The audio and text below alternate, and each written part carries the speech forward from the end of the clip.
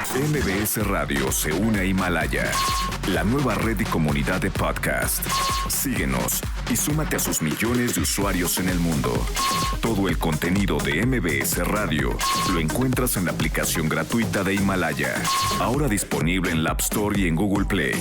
Una plataforma pensada en el usuario, con más de 20 millones de programas gratuitos e interactúa con tus programas favoritos.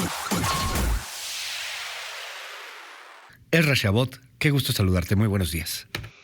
Hola, buenos días Luis, buenos días al auditorio. Pues sí, la verdad es que estas son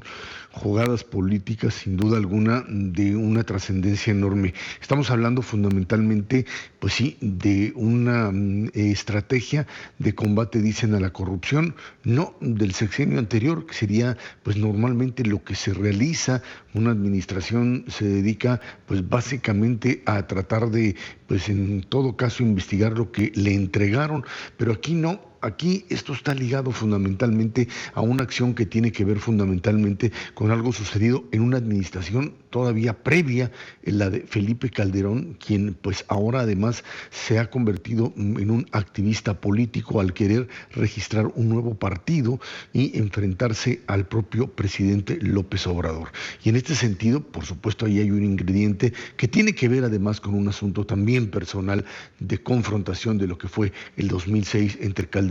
y el propio López Obrador. A esto hay que aunarle lo que decías, pues la estrategia norteamericana de cuándo y cómo fue detenido García Luna, un hombre que pues en las agencias de inteligencia de los Estados Unidos era considerado como una figura fundamental en la lucha contra el crimen organizado, que finalmente fue llevado a Estados Unidos o se fue a Estados Unidos a seguir trabajando en líneas de inteligencia y que de repente pues resulta que es detenido por alguaciles de los Estados Unidos, del estado de Texas, y en donde pues finalmente hay aquí una confrontación entre los servicios de inteligencia que siguen viendo en él una figura importante y el propio gobierno de los Estados Unidos, en donde veremos todavía un debate importante de qué fue lo que hizo o cómo es que finalmente García Luna logró tener este tipo de recursos. Y cuando esto está ahí dando la vuelta, pues vemos esta acusación en donde se habla de dinero, de millones de pesos, de 2,000 millones de pesos que se habrían triangulado desde la Secretaría de Gobernación en algún momento, en donde se habla de la administración Calderón directamente hacia alguna de las empresas de García Luna, en un momento en donde pues habría que checar claramente qué es lo que sucedía, porque García Luna estaba directamente en funciones, algo que pues está ligado fundamentalmente a este tipo de choque, digamos, de modelo de confrontación política, en donde lo hemos visto en los últimos tiempos, está más vinculado pues a esta idea en donde el presidente de la República denuncia en la mañanera y en función de eso se va armando el caso. Uno diría, pues debido proceso como tal, desde cuando pues este tipo de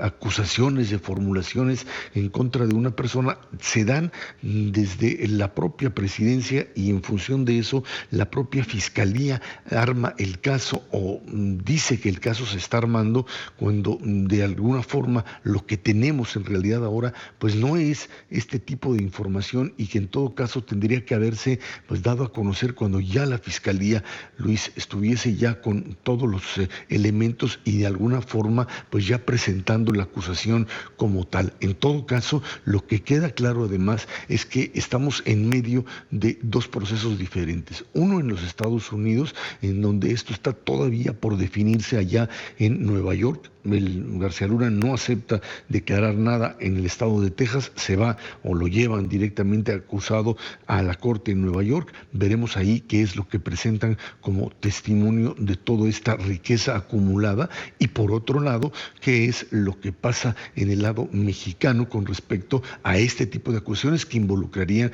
a más funcionarios de alto nivel, y si esto finalmente le pega a Felipe Calderón, que es lo que parecería ser también un objetivo político fundamental a la hora de que quiere armar junto con su esposa Margarita Zavala un nuevo partido político. Esto está ahí metido, y además hay que tomar en cuenta, Luis, un tercer ángulo que creo que es fundamental: el hecho de que en los Estados Unidos los cuerpos de inteligencia están ahora también confrontados en línea con un presidente que ha sido enjuiciado, está siendo ya enjuiciado políticamente. Esto se aprobó el día de ayer por parte de la Cámara de Representantes, esto se va al Senado, probablemente de ahí no pase, pero aquí el punto importante es que los servicios de inteligencia han sido en sus altos niveles, desde el FBI hasta la Agencia Central de Inteligencia y todos los organismos cúpula del sector, han sido descalificados por el presidente Trump, cuando estos lo que han hecho también para defenderse es filtrar información precisamente de gente que estaría golpeando al presidente de los Estados Unidos, y alguien supone que este tipo de descubrimientos en Estados Unidos de figuras como García Luna estaría ligado también de alguna forma, tú mencionabas el caso del fiscal Barr, a esta reacción en contra también reacción del propio Trump en contra de los servicios de inteligencia. García Luna era una figura, o es todavía una figura enormemente apreciada por muchos de los sectores de inteligencia, en donde este hecho de que tuviese una gran fortuna y muchísimo dinero después de haber sido secretario de Seguridad, después de haber sido la figura como tal en el sexenio de Calderón, no los asusta, no les impide seguir incluso hasta respaldándolo en la Unión Americana, pero lo que sí queda claro es que estamos ante un escenario en donde no sabemos bien a bien todavía si ese dinero lo recibió como parte de los negocios en seguridad o como parte del esquema de corrupción. Por lo pronto, esta es una guerra política en donde el objetivo no es solamente García Luna, sino definitivamente una confrontación mayor entre Felipe Calderón y el propio gobierno mexicano, Luis. Ezra Shabot, vaya punto el último que tocas, el conflicto entre agencias de inteligencia norteamericanas, agencias de inteligencia que han ya puesto en tela de duda, en juicio, hasta la misma capacidad de razonamiento del presidente Trump, que ha rechazado, que se ha peleado inclusive hasta con agencias de inteligencia allá en los Estados Unidos, y una pieza en donde hoy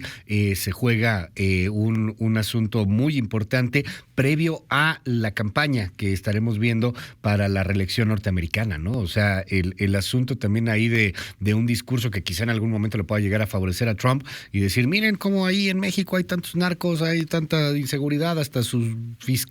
secretario, era narco, etcétera. O sea, cosas que son muy raras, que se dan en momentos extremadamente precisos, los timings, levantan la ceja y elevan la sospecha. Sin duda alguna, Luis, ahí vamos a tenerlo. México va a ser una pieza fundamental de la elección en los Estados Unidos, y el elemento del cuestionamiento y el cuestionamiento radical de la inseguridad en México estará determinada no como un cuestionamiento al gobierno de López Obrador, con el cual hay una relación bastante buena en todo caso, pero sí como una especie de acusación generalizada de que esa inseguridad tiene que ser combatida de esa forma. Lo cierto es que esta lucha de los aparatos de inteligencia contra Trump fue fundamental para poder proseguir con este impeachment, con este